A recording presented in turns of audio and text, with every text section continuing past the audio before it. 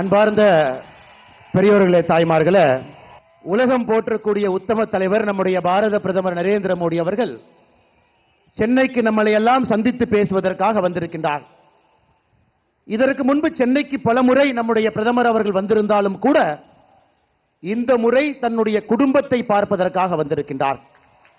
ஒரே இடத்துல ஆயிரக்கணக்கான தொண்டர்களை சந்தித்து உங்களிடம் பேசுவதற்காக வந்திருக்கக்கூடிய பாரத பிரதமர் அவர்களை உங்கள் அனைவரின் சார்பாக வரவேற்று மேடையில் இருக்கக்கூடிய நம்முடைய தலைவர்கள் அண்ணன் முருகன் அவர்கள் உட்பட பாரதிய ஜனதா கட்சியினுடைய எல்லா தலைவர்கள், ஐயா ஜி.கே. வாசன் அவர்கள், தமிழறிவு மணியன் அவர்கள், ஐயா பாரிவேந்தர் அவர்கள், ஐயா ஏசி சண்முகம் அவர்கள், ஐயா ஜான் பாண்டியன் அவர்கள் உட்பட மேடையில் இருக்கக்கூடிய எல்லா கூட்டணி கட்சியினுடைய தலைவர்கள், அண்ணன் தேவநாதன் யாதவ் அவர்களும் உட்பட மிக முக்கியமாக இங்கே வந்திருக்கக்கூடிய நம்முடைய அன்பு சொந்தங்கள், சகோதர சகோதரிகளே, நம்முடைய மத்திய அமைச்சர் அண்ணன் முருகன் அவர்கள் சொன்னார்கள் மோடியினுடைய குடும்பம் என்று சொன்னார். பீகார்ல லல்லு பிரசாத் யாதவ் சொல்றாரு மோடிக்கு குடும்பம் இல்லையாமா. அப்ப நாமெல்லாம் யாருங்க? லல்லு சொல்லுகின்றார் மோடி அவர்களுக்கு குடும்பம் இல்லை, தனி மனிதன் என்று சொல்லுகின்றார். 142 கோடி மக்கள் நாம் இருக்கும் பொழுது மோடி அவர்களுடைய குடும்பம் நாம தானுங்க. அதனால் நீங்கள் அனைவரும் உறக்க சொல்ல வேண்டும், மோடியின் குடும்பம் நாம் என்று சொல்ல வேண்டும். மோடியின் குடும்பம், மோடியின் குடும்பம், மோடியின் குடும்பம். ஐயா, இவங்களுக்கு கண்ணு எப்படி தெரியுதுன்னா கோபாலபுரத்தினுடைய குடும்பம் மட்டும்தான் கண்ணுக்கு தெரியும். அந்த குடும்பத்திலே பிறந்து வளர்ந்து அவர்கள் நன்றாக இருக்க வேண்டும் என்று நினைக்கக்கூடிய திமுகவினுடைய குடும்பம். பீகாரில் தொடர்ச்சியாக ஒரே குடும்பம் ஆட்சியில் இருக்க வேண்டும் என்று நினைக்கக்கூடிய லல்லு பிரசாத் யாதவ் அவர்களுடைய குடும்பம் 17 வயதிலே தன்னுடைய வீட்டை விட்டு இந்தியா முழுவதும் சுற்றி திரிந்து இன்னைக்கு கிட்டத்தட்ட ஒரு யோகியாக தன்னுடைய வாழ்க்கை முழுவதுமே மக்களுடைய முன்னேற்றத்திற்காக அர்ப்பணித்திருக்கக்கூடிய பாரத பிரதமர் நரேந்திர மோடி அவருடைய மொத்த குடும்பமும் 142 கோடி மக்கள் இங்கே அமர்ந்திருக்கின்றோம் சகோதர சகோதரிகளை. ஐயா, அது மட்டும் இல்லைங்க, இந்த தேர்தலில் நாம் மோடி ஐயாவுடைய குடும்பம் என்று அவர்களோடு நிற்கும் பொழுது கோபாலபுரத்தினுடைய குடும்பத்தையும் திமுகவில் சிற்றரசர்கள் போல தமிழகம் முழுவதுமே வளர்ந்திருக்கக்கூடிய 4வது தலைமுறையாக அரசியல் இருக்கக்கூடிய எல்லா குடும்பத்தையும் அரசியல் இருந்து அகற்ற வேண்டிய நேரமும் இது சகோதர சகோதரிகள். 2024 பாராளுமன்ற தேர்தல் ஒரு அற்புதமான வாய்ப்பு நமக்கு கொடுத்திருக்கிறது. நிச்சயமாக நாம் இதை பயன்படுத்தி மோடியினுடைய குடும்பமாக இருக்கக்கூடிய நம்முடைய தமிழ் சொந்தங்கள் எல்லாம் இந்த முறை பட்டி தொட்டி எல்லாம் 400 எம்பிக்களை தாண்டி மோடி அவர்கள் வரும் பொழுது தமிழகத்திலிருந்து 39 எம்பிக்களையும் அனுப்பி வைக்க வேண்டிய தலையாய கடமை நமக்கு இருக்கிறது சகோதர சகோதரிகள். இன்னைக்கு மேடையில் மோடி ஐயா அவர்களுக்கு காஞ்சிபுரத்தினுடைய பட்டுல நெய்யப்பட்ட ஒரு சால்வையை போர்த்தணும். அந்த சால்வையில மோடி ஐயாவுக்காக சிறுத்தை புலியை அச்சிட்டு அந்த சால்வையை போர்த்தணும். நிறைய பேர் நினைக்கலாம் எதற்காக மோடி ஐயா அவர்களுக்கு மேடையில காஞ்சிபுரத்தினுடைய பட்டு சிறுத்தை அச்சிட்டு கொடுத்தீங்க.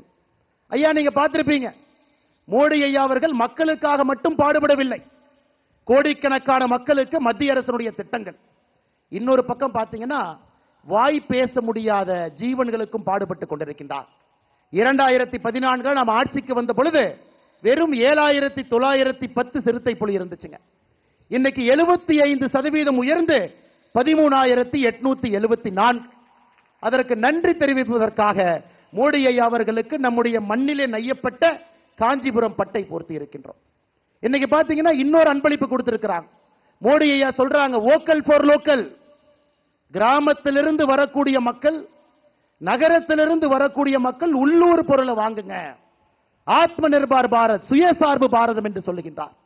நாம் இன்னைக்கு மோடி ஐயா அவர்களுக்காக பனைமர தொழிலாளர்கள் சகோதர சகோதரிகள் பயன்படுத்தக்கூடிய பனைமரத்தில் மேலே ஏறக்கூடிய பெட்டியிலிருந்து எல்லா உபகரண பொருளை மோடி ஐயா அவர்களுக்கு அன்பளிப்பாக கொடுத்திருக்கின்றோம். ஐயா, நாம் புரிந்து கொள்ள வேண்டும், இந்திய அரசியலை அடிப்படையில் இருந்து மாற்றி இருக்கின்றார். ஒரு நேர்மையான அரசியலை இந்திய ஜனநாயகத்திலே கொடுக்க முடியும் என்று காட்டியிருக்கின்றார். நம் முன்னால் நின்று கொண்டிருக்கின்றார். ஐயா, மோடி ஐயாவுடைய வெற்றியை பத்தி சந்தேகம் யாருக்கு இல்ல? யாருக்காச்சும் சந்தேகம் இருக்குங்களா? மோடி ஐயா 400 சீட்டை தாண்டுவாங்கன்னு எல்லாருக்கும் நம்பிக்கை இருக்குங்களா? உறுதியாக 400 எம்பியை தாண்ட போறாங்க. நாம் இன்று செய்ய வேண்டிய தலையாய கடமை அந்த 400 பாராளுமன்ற உறுப்பினர்களை தாண்டும் பொழுது தமிழகத்திலிருந்து 39 பாராளுமன்ற உறுப்பினர்களை அனுப்பி வைக்க வேண்டும் என்று சபதம் எடுப்பதற்காக சென்னையிலே YMCA மைதானத்தில் நம்முடைய கூட்டணி கட்சி தலைவர்களோடு நாம் அமர்ந்திருக்கின்றோம். சகோதர சகோதரிகளே, இன்னைக்கு தமிழகத்தில் நடக்கக்கூடிய திமுக ஆட்சியை பாஞ்சாலி சபதத்தில் மகாகவி சுப்பிரமணிய பாரதி சொல்லி இருக்கின்றான். பேய் அரசாண்டால் பிணம் தின்னும் சாத்திரங்கள் என்று சொல்லி இருக்கின்றான். ஒரு பேய் ஆட்சி செய்தால் அந்த நாடு எப்படி இருக்குமோ, இன்னைக்கு தமிழகத்தில் திராவிட முன்னேற்ற கழகத்தினுடைய ஆட்சி ஒரு சாட்சி. கொள்ளக்காரனுக்கு, மண்ணு கடத்துறவனுக்கு, சாராய விற்கிறவனுக்கு, கஞ்சா விற்கிறவனுக்கு இந்த நாட்டிலே முதல் மரியாதை. சாதாரண பொதுமக்களுக்கு மரியாதை இல்லைங்கய்யா. பேய் அரசாண்டால் பிணம் தின்னும் சாத்திரங்கள் என்று பாஞ்சாலி சபதத்திலே மகாகவி சுப்பிரமணிய பாரதி சொன்னது போல நடக்கக்கூடிய ஆட்சியை அகற்ற வேண்டிய நேரமும் காலமும் நமக்கு வந்துவிட்டது சகோதர சகோதரி.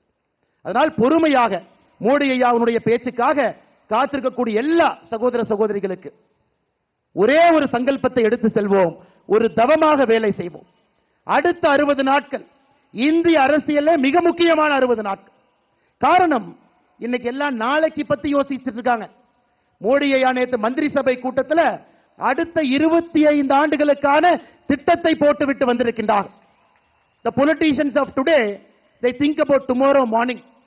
We have a Prime Minister, Honorable Narendra Modi ji, who has prepared the vision for the next 25 years. Next 25 years, he got a vision in his hand. He is not going to rest till India becomes the #1 country in the world. அப்படிப்பட்ட அற்புதமான தலைவனை பெற்றிருக்கின்றோம். 25 ஆண்டுகளுக்கான திட்டத்தை கையிலே வைத்திருக்கின்றார். அதற்கான அடித்தளத்தை 2024 அமைப்பதற்கு தயாராக இருக்கின்றார். அதனால் மோடியோடு நிற்போம். மோடி குடும்பத்தினர், மோடி அவர்கள் 39 பாராளுமன்ற உறுப்பினரை தமிழகத்திலிருந்து அனுப்பி வைக்க வேண்டிய கடமை நமக்கு இருக்கிறது. சகோதர சகோதரிகளே, உங்கள் அன்பிற்கும் பாசத்திற்கும் மோடி ஐயாவிற்கு தொடர்ந்து நீங்கள் கொடுக்கக்கூடிய ஆதரவுக்கும் நன்றி தெரிவித்து என்னுடைய உரையை முடித்துக் கொள்கின்றேன்.